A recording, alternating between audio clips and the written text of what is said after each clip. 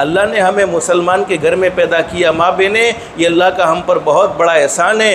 दुनिया के अंदर अल्लाह पाक ने हमें हज़ारों नेमतों से नवाजा है, बल्कि कुरान करीम में अल्लाह पाक फरमाते हैं, मेरे बंदों और मेरी बंदियों, तुम्हें इतनी नेमतों से नवाजा कि अगर तुम उन नेमतों को गिनना चाहो तो गिन न सको, शुमार करना चाहो तो शुमार न कर सको।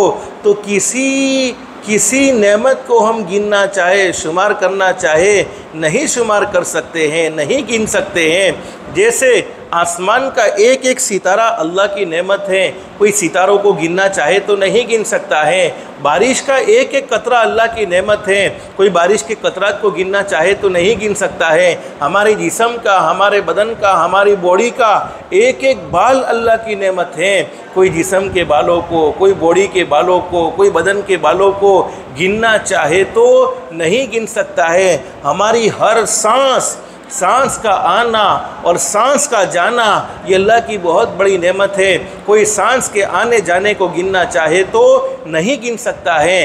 अल-गर्ज़, अल्लाह ने हम पर बेशुमार एहसानात किए हैं और बेशुमार नेमतों से हम सबको नवाजा है, लेकिन तमाम नेमतों में सबसे अजीम नेमत, सबसे कीमती दौलत दुनिया की मुख्तसर सी ज़िंदगी में अल्लाह पाक ने हम सबको नसीब फरमाई, वो है दौलत ईमान। मुसलमान के घर में पैदा कर दिया, मुसलमान के घर में पैदा हो जाना ये अल्लाह की बहुत बड़ी नेमत, उससे बड़ी कोई नेमत हो नहीं सकती। और माँ बहनें, ये मत समझो कि हम अपनी मर्ज़ी से मुसलमान के घर में पैदा हुए हैं।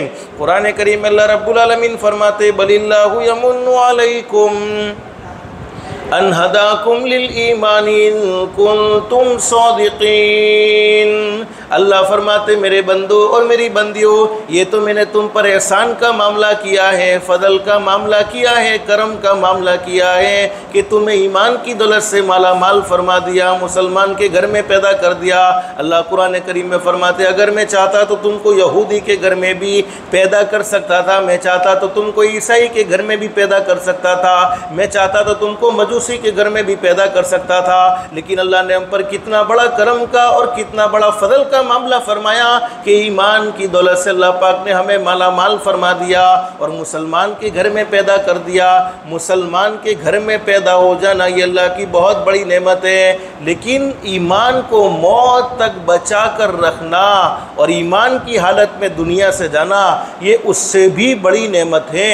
दुनिया की मुख्तसर सी ज़िंदगी में जितने भी हम नेक अमाल करते हैं, चाहे अपनी ज़िंदगी में 5 वक्त की नमाज का एहतमाम करते हो, रमज़ान के रोज़े रखते हो, अल्लाह ने माल दिया ज़कात अदा करने का एहतमाम करते हो, अल्लाह ने ताकत दी माल दिया हज करने का एहतमाम करते हो, दुनिया की ज़िंदगी में जितने भी नेक अमाल करते हैं और जितनी भी बुराइयों से अपनी ज़ात को बचाते हैं, तमाम के तमाम नेक अमाल का मकसद और तमाम के तमाम गुनाहों से बचने का एक ही मकसद है। जो ईमान अल्लाह ने हमें माँ की गोद से नसीब फरमाया, वो ईमान कब्र में जाने तक महफूज कैसे रहे। माँ बहनें, इस वक्त आप जमा हुई हो, जमा होने का भी एक ही मकसद है।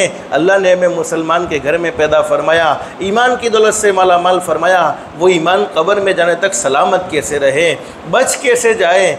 हदीस शरीफ में फरमाया नबी करीम सल्लल्लाहु अलैहि वसल्लम ने, बादिरू बिल अमाल, ए मेरे सहाबाई किराम, हमारे नबी ने ये बात सहाबाई किराम के दरमियान में बयान फरमाई, लेकिन क़यामत तक के आने वाले तमाम के तमाम इंसानों को हमारे नबी हज़रत मोहम्मद रसूलुल्लाह सल्लल्लाहु अलैहि वसल्लम ने ये पैगाम दिया है। हमारे नबी ने क्या ज़बरदस्त बात बयान फरमाई, बादिरू बिल अमाल, मेरे उम्मतियों जितना हो सके दुनिया की ज़िंदगी में नेक अमाल में जल्दी करते रहो। नेक अमाल को कल पर न टालो कि फ़लानी उम्र में अल्लाह को राज़ी करने वाले अमाल कर लूँगी, फ़लाने उम्र में अल्लाह को राज़ी करूँगी, फ़लाने उम्र में फ़लाने गुनाह से तौबा कर लूँगी। माँ बहनें, एक सेकंड में क्या हो जाए किसी को भी कुछ नहीं मालूम होता है। पता नहीं आइंदा ज़िंदगी हमारी बाकी है या नहीं है, हमें नहीं मालूम है। हदीस शरीफ में फरमाया नबी करीम सल्लल्लाहु अलैहि वसल्लम ने, मेरे उम्मतियों तुम अपनी हर रात को आखिरी रात समझो, हर दिन को आखिरी दिन समझो, हर हफ्ते को आखिरी हफ्ता समझो, हर महीने को आखिरी महीना समझो, हर साल को आखिरी साल समझो।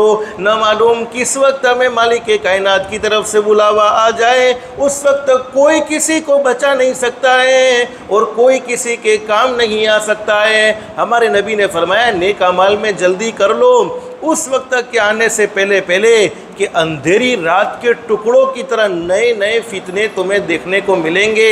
फिर हमारे नबी ने फरमाया मेरी उम्मत का हाल ये होगा, मेरी उम्मत के अमाल इतने बिगड़ जाएंगे, मेरी उम्मत गुनाहों में इतनी आगे बढ़ जाएगी, अल्लाह को नाराज़ करने में इतनी आगे बढ़ जाएगी, अल्लाह की नाफरमानी करने में सारी हुदूद क्रॉस कर जाएगी। और हाल ये होगा सुबह में आदमी मोमिन होगा, लेकिन जब शाम को मौत आएगी जनाजा काफिर का उठ रहा होगा, और शाम को आदमी मोमिन होगा, लेकिन जब सुबह में मौत आएगी जनाजा काफिर का उठ रहा होगा।